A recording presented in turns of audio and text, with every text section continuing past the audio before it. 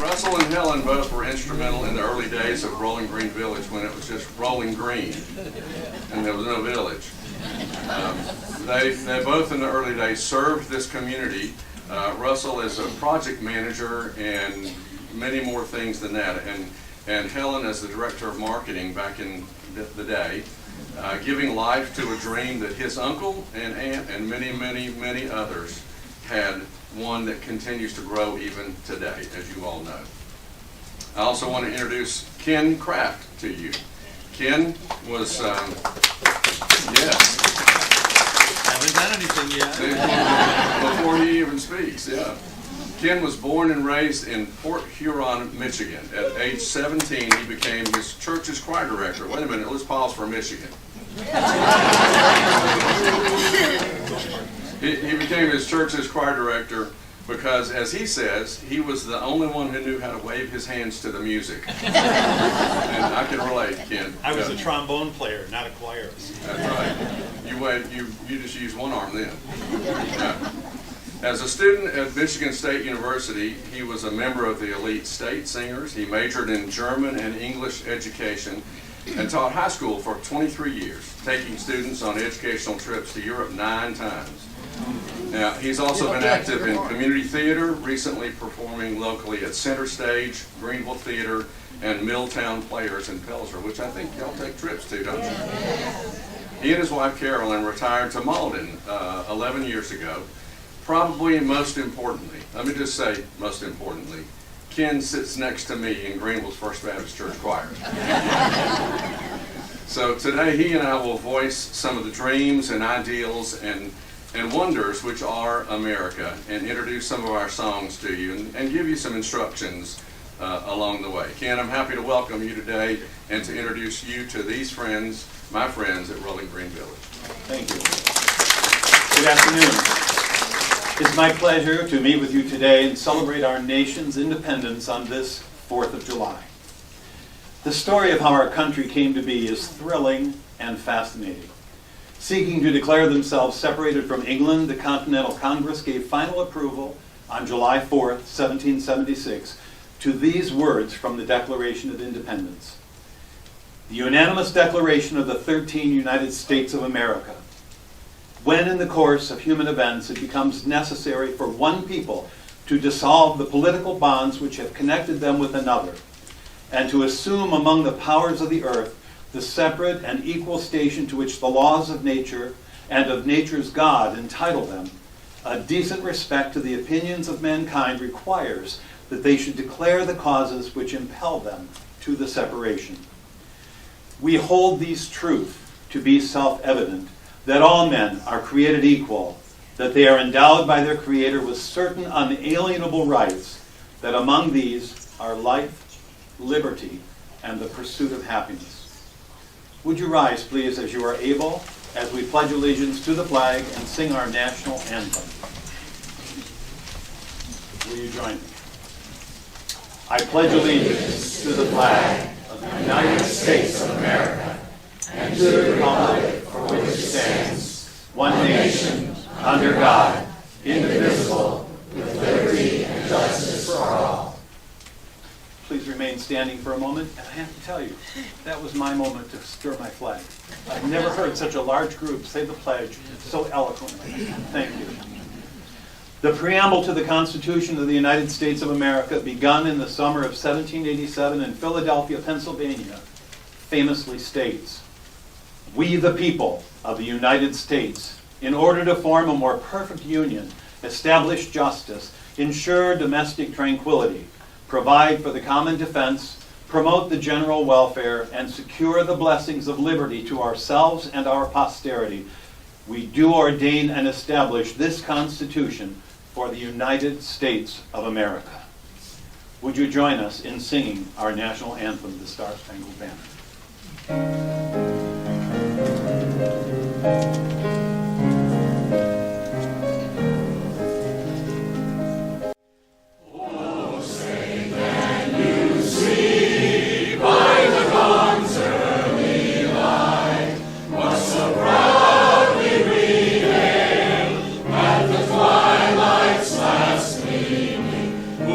Strike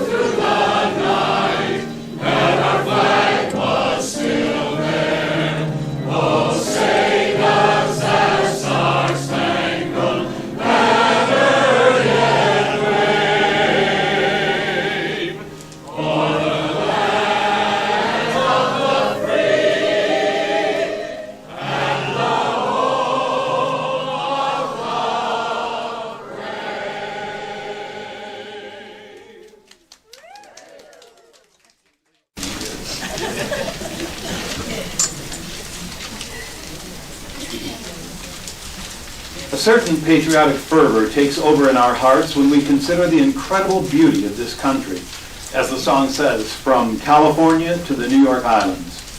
And when considering the natural beauty of America, perhaps a favorite and famous hymn comes to your mind. In 1892, to celebrate the 400th anniversary of the discovery of America by Christopher Columbus, Chicago was to host a World's Fair. It took longer to build all the parts of the fair than was expected, so the 1892 World's Fair actually didn't open until 1893. That same summer, a group of professors from Wellesley College in Massachusetts set out to teach summer school in Colorado, and they stopped off at the World's Fair in Chicago. They noticed that most of the buildings were painted white, giving birth to the fair's nickname, the White City.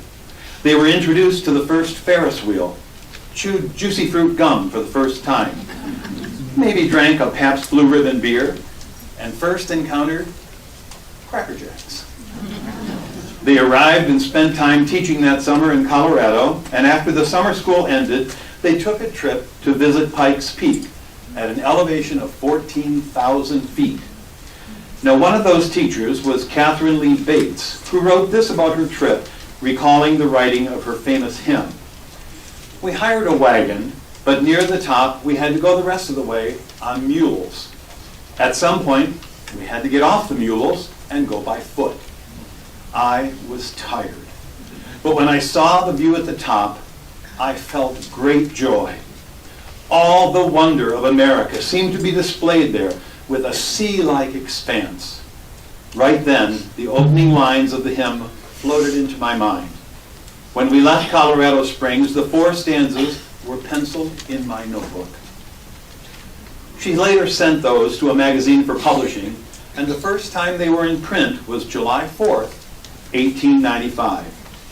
As you sing or listen to her hymn, inspired by her encounters that summer in Chicago and in Colorado and along the way there and back, you'll hear alabaster cities gleam, referencing the White City from the fair, the amber waves of grain, and note that the grandeur of America's natural beauty infuses her imagery.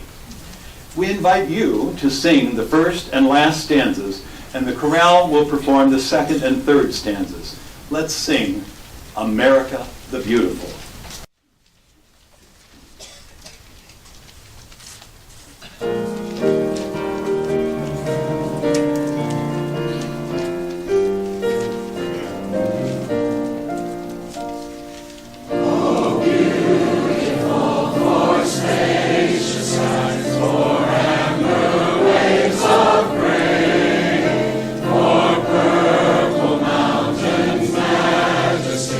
Above the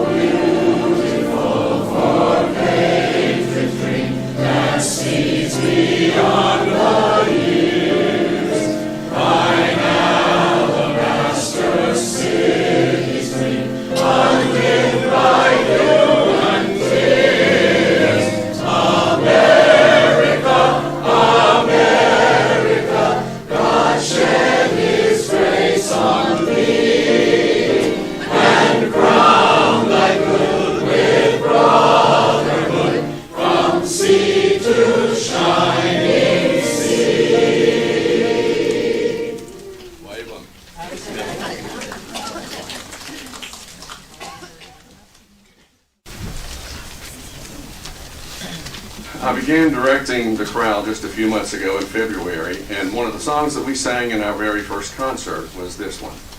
I couldn't help but feel some of those stirrings of patriotism as we sang it even back then, and so it seems natural to include it in today's July 4th concert. I think you'll recognize the tune. It's Finlandia by the Finnish composer Sibelius, but this text was new to me, and perhaps it will be to you too. It's really an anthem of peace, and appropriately so in our world today. This is my song.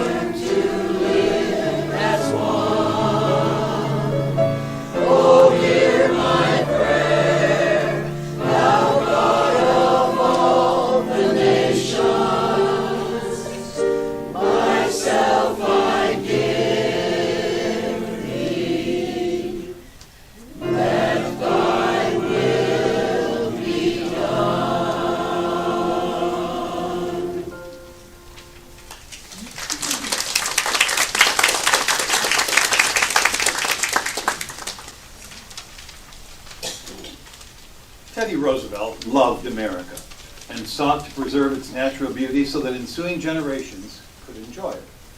This president said, "It is not what we have that will make us a great nation. It is the way in which we use it. Here is your country. Cherish these natural wonders. Cherish the natural resources. Cherish the history and romance as a sacred heritage for your children and for your children's children." As president, he placed 230 million acres under federal protection. Now, truly, we can't help but feel patriotic when we think about the natural beauty of America. This next song was written especially for jazz legend Louis Armstrong in 1967 and highlights simple pleasures and the inspiring beauty of our country. Here is What a Wonderful World.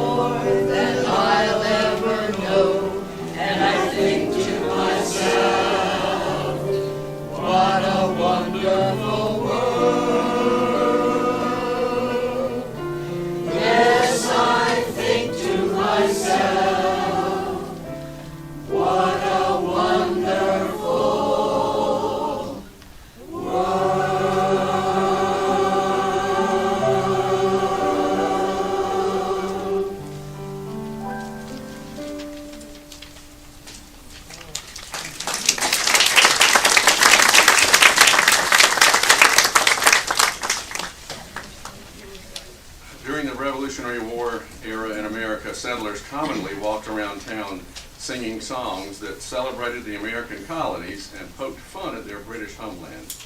British soldiers sometimes sang this same song, Yankee Doodle, to poke fun at the colonists. So it went both ways. Early versions of the song predate the American Revolutionary War. Now, this is not the George M. Cohan song that you might know, though that one quotes a part of this one. Because it's handed down mostly through oral traditions, there are many, many versions of this song, but this one is a fun version, as you're about to find out. You will note that the chorale will sing the first 4 verses, then all of us will join together on verses 5, 6, 7, and 8. Now I think you have a page turn in the middle of that, so you got 5 and 6 on one page, you got to flip it over, so don't forget those second 2 stanzas. As you sing Yankee Doodle, you will note that the text suggests perhaps a boy's point of view regarding the Continental Army. And by the way, feel free to wave your flag anytime.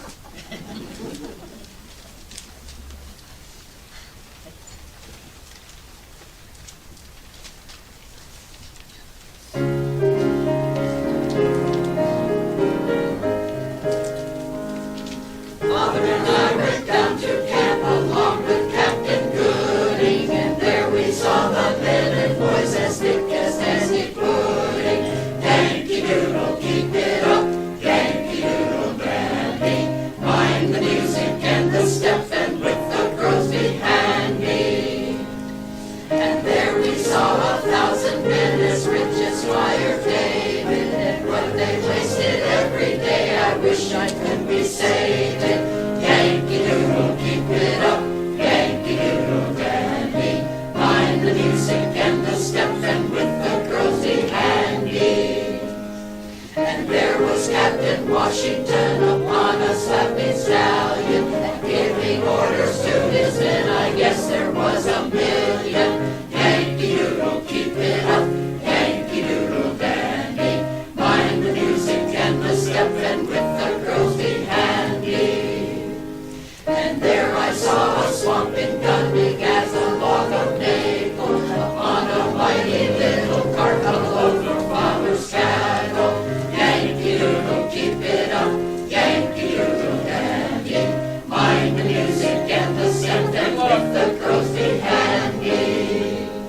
And every time they fired it off, it took a horn of powder. It made a noise like father's gun, only a nation louder. Yankee Doodle, keep it up, Yankee Doodle dandy. Mind the music and the step, and with the girls behind me. And there I saw a little keg, it's been all made of leather. They knocked upon with little sticks to call the folks together. Yankee Doodle, keep it up, Yankee Doodle dandy. Mind the music and the step, and with the girls behind me. The troopers too would gallop up and fire right in our faces. It scared me almost half to death to see them run such races. Yankee Doodle, keep it up, Yankee Doodle dandy. Mind the music and the step, and with the girls behind me.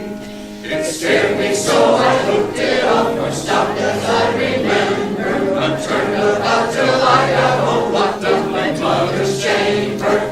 Yankee Doodle, keep it up, Yankee Doodle dandy. Mind the music and the step, and with the girls behind me. Yeah, fantastic. It took us about 6 or 8 weeks to learn those words. Y'all did great on that. And I was going to say, I don't think I ever sang verses 6, 7, and 8 before, so those were really me.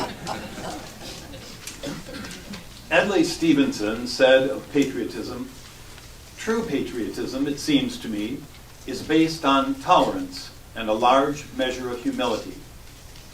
JFK famously inspired the country with these words: democracy is never a final achievement. It is a call to an untiring effort, and so, my fellow Americans, ask not what your country can do for you. Ask what you can do for your country. Coretta Scott King reminded us of this truth. Freedom is never really won. You earn it and win it in every generation. To celebrate freedom and patriotism, the chorale shares this medley of familiar songs in a piece called A Patriotic Festival.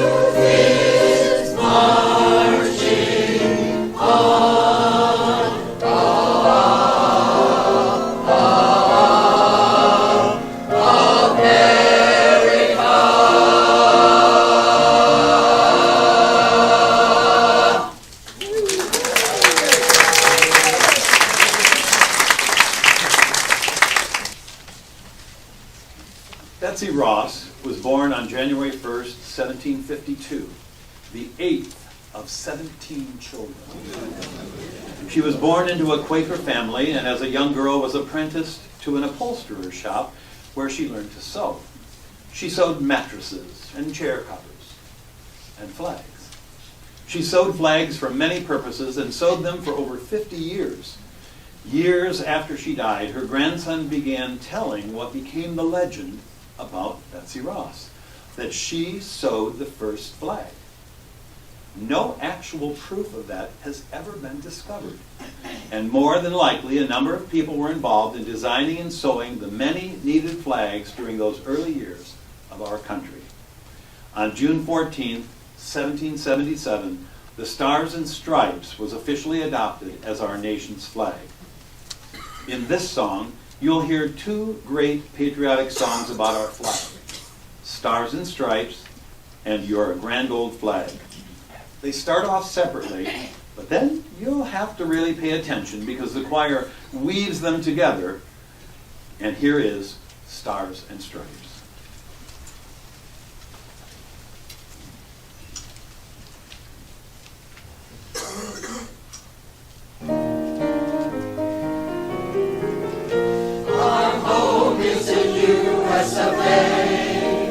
May the stars and the stripes wave forever. We honor the red, white, and blue, and the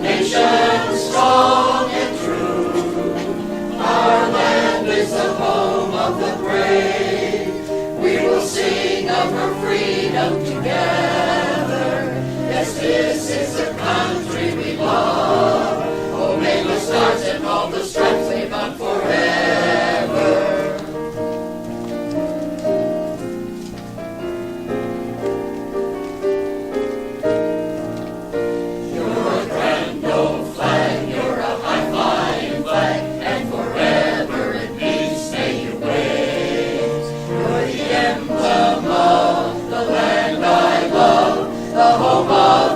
And the brave, every heart beats true under red, white, and blue, where there's never a boast or brag. But should old acquaintance be forgot, keep your eye on the grand old flag. Our home is the U.S. of A. May the stars and the stripes wave forever.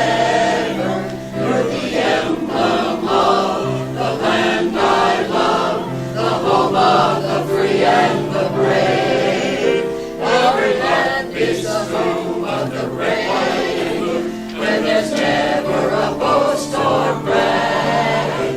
But should old acquaintance be forgot, keep your eye on the grand old flag. Can you see the grand old flag?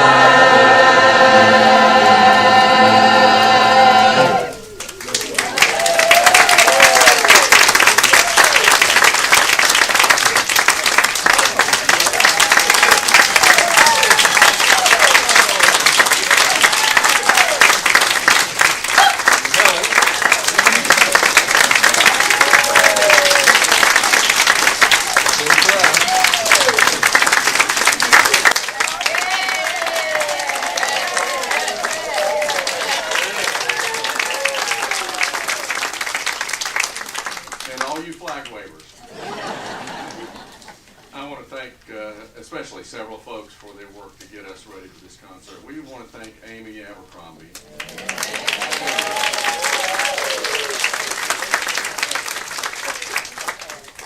Amy, Community Wellness Director, and that just doesn't say much about all the other things that she does. But she's been here today on what was supposed to be, I think, her day off. But she's been working hard getting all this ready for us, and we are just so grateful to Amy. And Deanna Gray, here at the Village Center, who works closely with Amy. I've gotten to know her on my entrances and exits to this building over the past several months.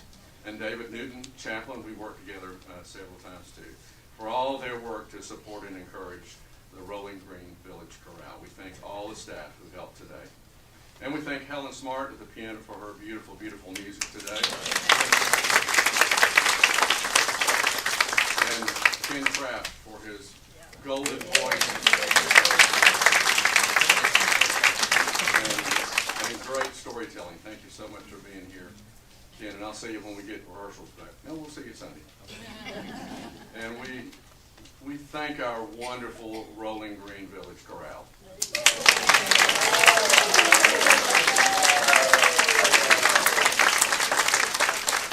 And more than anything, we thank you all for coming. I mean, we're just stunned at this crowd today. So we want to remind you, take your flags with you. Enjoy your 4th of July celebrations with family and friends. Thank you very much. Yeah, Amy, come on down. Yay, Amy. Let's have a round of applause for Fred.